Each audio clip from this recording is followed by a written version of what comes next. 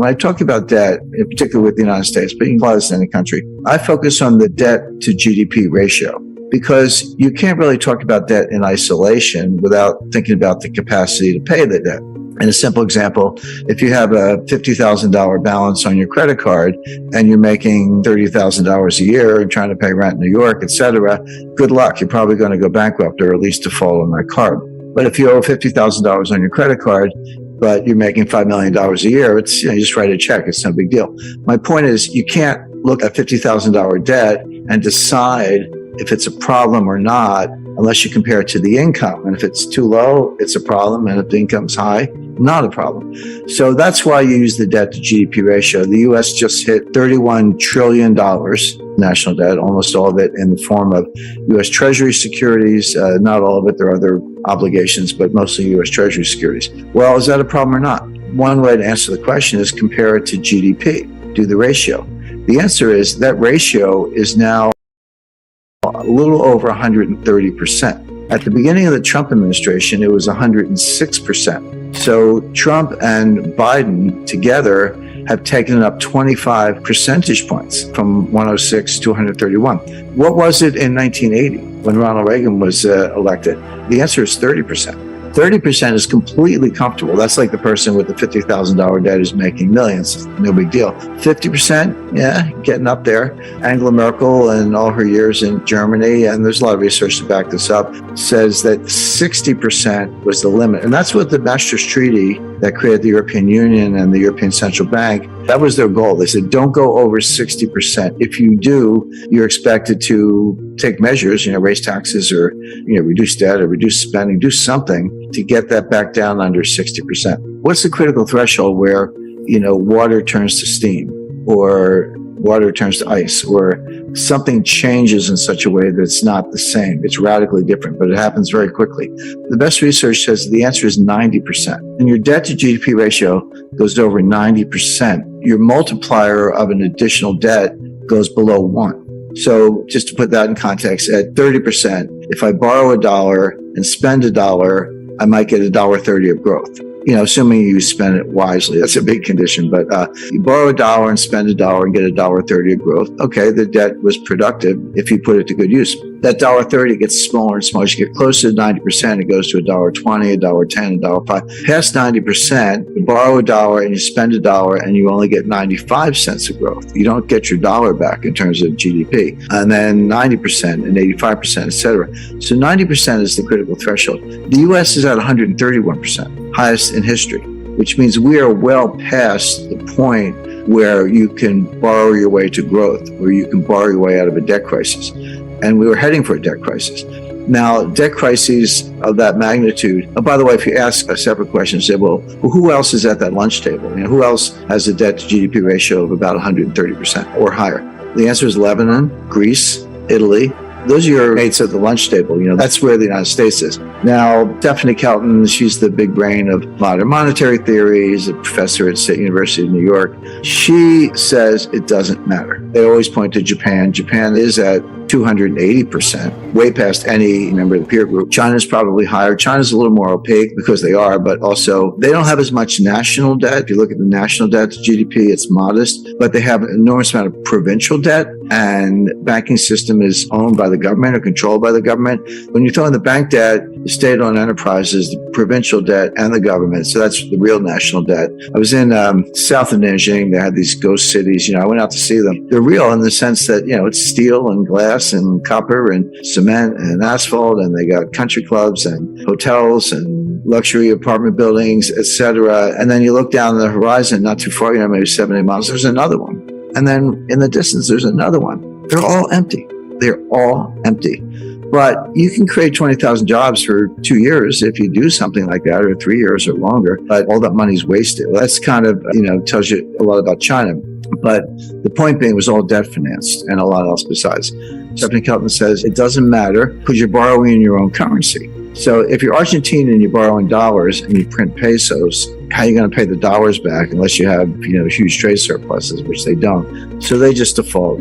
Argentina is a serial defaulter and everyone expects that. If you borrow in dollars and you print dollars, which the United States does, They're like, what's the problem? Just print the dollars and pay the money back. Well, that's true. If you print dollars, there's no reason to default on dollar debt because you actually can print the money and buy the bonds. But it doesn't mean nothing else bad happens. What about inflation or hyperinflation? What about a foreign exchange rate? The exchange rate can collapse. And these modern monetary theorists show very little understanding of the international aspects. They treat the U.S. like a closed economy, which it's not. If it were a closed economy and we didn't have to worry about trade deficits, trade surpluses, capital flows, exchange rates, foreign credit, China owning $1 trillion of U.S. Treasury securities, which they do. If you didn't have to worry about any of that, I think they'd probably still be wrong, but they'd have a better case. But you do. She says, well, we don't really need a bond market, the U.S. bond market. We only have a bond market as a favor to investors because it gives them a place to put their money. They say when inflation happens, raise taxes. By the way, they also say you don't need a tax system because if you can just print the money, why do you have to collect taxes? And their answer is, we collect taxes to redistribute income. Okay, well, at least they're honest. I mean, that's kind of a socialist model, but they're honest about it. If you ask the typical member of Congress to define modern monetary theory, they'll look at you funny. They've either never heard of it or they certainly don't know what it means, MMT, They're acting in accordance with modern monetary theory. Whether they know it or not doesn't matter. The actual behavior, let's go back to COVID, because we talked about the debt to GDP ratio. So Trump put through a $2 trillion COVID relief package. And that was when, the Paycheck Protection Plan, that was $800 billion, and everyone got the $1,200 check. And then at the end of December, at the very end of the Trump administration, they did another $1 trillion almost. And that's when everyone got the $600 checks. And now you're up to $1,800. By the way, those checks, that is helicopter money. What the Fed does is nonsense. But when it's fiscal policy, not monetary policy, and you're handing out checks, that is helicopter money. And credit to Larry Summers for saying you're going to get inflation out of this. Well, Biden comes into office in January 2021, and he's like, not to be outdone. He did his own COVID relief package. That was another $2 trillion. And that's when we all got the $1,400 checks. They handed them out. And then later that year, they did the $1 trillion infrastructure package. And then, just to top it off, what did we get recently was the just under $1 trillion Green New Deal, or I call it the Green New Scam. And the baseline budget deficit, before everything I just described, the baseline budget deficit was about $1 trillion a year. So take $1 trillion for 2020, 2021, add on, $2 trillion for Trump's first package, $1 trillion for his second one, $2 trillion for Biden's first package, $1 trillion for the Green New Scam, and I think $1 trillion for infrastructure. That's $7 trillion on top of the $2 trillion baseline budget deficit. So that's $9 trillion piled on top of what was at the time about a $21 trillion national debt. So that's how we got to $30 trillion. That's how the ratio went from 106 to 131. These numbers are mind-boggling, and MMT says it doesn't matter. But it does matter, and it shows up the way I described earlier, which is it slows growth. You don't get growth. So best case for the U.S. is very slow, weak growth, which we saw from 2009 to 2019. Worst case is you throw a recession on top of that, which we're heading for, and the U.S. will be in fiscal distress. What was new beginning in 1989 was supply chain science. And it's a combination of algorithms, applied mathematics, increased computing power, linear programming, and other techniques that could expand and extend the supply chains greater than had ever been done before. And enormous thing, a lot of it, people know about just-in-time inventory. Like, I got a car assembly line, I got to put in the seats. I want the seats to show up like the morning that car gets to that point on the assembly line. So it's not sitting in a warehouse, not inventory, cuts costs, etc. Walmart invented something called cross-docking. What's that? Well, it used to be a truck went to warehouse, unloaded, and another truck pulled up, and you loaded the truck, and it went away. Well, Walmart said, why don't we just go from truck to truck, skip the warehouse? And that's called cross-docking. And then a Walmart store or Home Depot or Lowe's or, others, the store is the warehouse. I mean, the reason they're so big is because they're warehouses. So it was like, okay, let's cut out the warehouse, etc. Let's go to China for cheaper labor. Let's consolidate our number of shipping lanes. Well, all that was done, and a lot more, for one reason, which was to cut costs, transportation costs, labor costs, energy costs, inventory costs, financing costs, etc. The problem was there was a hidden cost. While they were cutting all these visible costs and reducing the cost to the end consumer, there was a hidden cost, which was they were making the thing more and more frail, less resilient, less robust, etc., to the point where if one section broke down, the whole thing collapsed. I give an example like a loaf of bread. It's like, yeah, I got a loaf of bread in the store. Maybe you don't now because of what's going on. Well, okay, but a loaf of bread comes from a baker. It needs a wrapper. They're going to be plastic or paper. It had to get there by a truck. Trucker had to take the bread from the baker to the distribution center or the store. The truck needs diesel. You need a truck driver. Someone's got to make the truck. Let's go over to the baker. Baked in an oven. Where'd the oven come from? Where did the manufacturer get the tempered glass and steel to build the oven? And you need energy to run the oven. And by the way, where did the baker get the flour? Got it from the mill. Where did the mill get it? They got it from a farmer who grew the wheat. It also had to be transported by train or truck from the farm to the mill. And then the farmer needs a tractor and diesel and harvesters and by the way, nitrogen fertilizer, which comes from Russia, etc. So the point being, there's an immense supply chain in a loaf of bread. When you go through, wrapper, baker, ingredients, wheat, farmer, transportation, et cetera. And every link in that supply chain has its own supply chains of, where trucking firms get the truck drivers, etc. I came to the conclusion that the supply chain is not part of the economy. The supply chain is the economy. There's nothing you can think of that doesn't have a supply chain behind it. Now, that's true. And then you stretch these things immensely to cut costs. You've created enormous fragility. And give you a real concrete example. Germany's a major car manufacturer. You got Volkswagen, Audi, Porsche, and BMW, and others. There's several hundred miles of wire in a car, with all the controls and hydraulics, electronics, etc.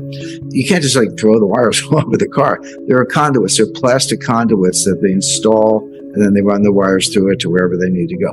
Those conduits are made by a firm in Ukraine. Well, Ukraine's got a few problems right now, including war, and they can't get them. So BMW and Volkswagen had to shut down assembly lines for sophisticated automobiles, not because they couldn't get chassis or leather seats, because they couldn't get this plastic part, because you got to put that on first, so you run all the wires through it. Okay, so war in Ukraine is a big subject in and of itself, but for the lack of a plastic part, a conduit, you had to shut down major automobile assembly lines in Germany. I could give 100 examples, but the point is, in the name of efficiency and lowering costs, we've created enormous fragility, and now it's all breaking down, and it's going to be a big job, 5 to 10 year job to put it back together. And then it kind of feeds on itself. It's what happens when systems like this broke down. So, for example, I like a particular brand of salsa, and I like hot sauce. This is a real story. This happened. I go to the supermarket, and there's none on the shelf. They don't have it. I go back the second time.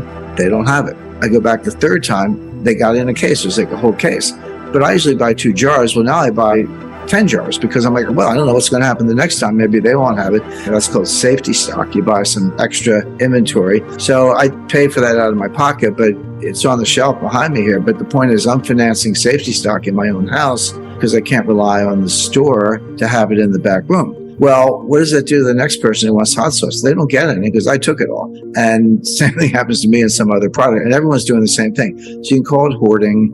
You can criticize it. It is inefficient and it costs money, but that's how people react to real supply chain shortages, which of course only makes it worse because now, who knows when the next shipment of hot sauce is coming in. I talked to the guy who probably the single most responsible individual for the creation of the modern supply chain. He said, Jim, you have to understand, it took us 30 years to build this. It took 3 years to blow it up. It's not coming back overnight. It's going to take 5 or 10 years or longer to create the new supply chain. So what I describe is what I call a college of nations. We're still going to have a supply chain. We always will, but it'll be like a club. And to get in this club, you're going to have to be a democratic, liberal society. I don't mean the politics. I just mean those in the political science sense or the political philosophy sense.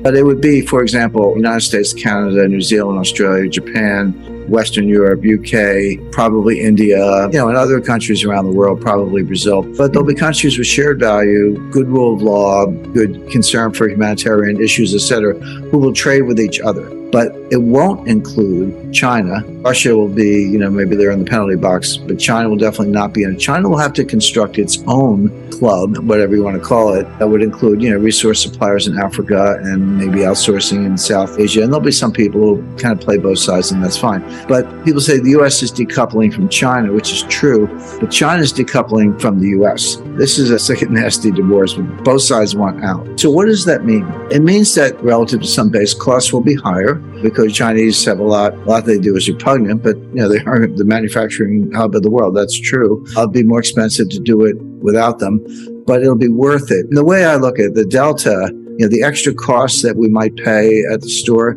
that's like buying insurance. You buy insurance on your house, you don't want anything bad to happen. But when you write the check to the insurance company, you don't think you're wasting your money. You think that's money well spent, and heaven forbid if something does happen, you're covered. Well, it'll be the same thing in supply chain 2.0. Things might be a little more expensive, but will be much more resilient, much more robust. I can give you a concrete example, because I can tell you the theory all day long, but I think the examples are much more meaningful. So Taiwan Semiconductor Manufacturing Corporation, biggest and most sophisticated semiconductor manufacturer in the world, based in Taiwan, obviously, just announced two $10 billion plus fabrication plants that they're building in Arizona. And so there's $30 billion plus going into new fabs, semiconductor fabrication plants, brand new, state-of-the-art. It's going to take 3 to 5 years to build in Oregon and Arizona. Why aren't they building in Taiwan? Well, because Taiwan's in the crosshairs of China.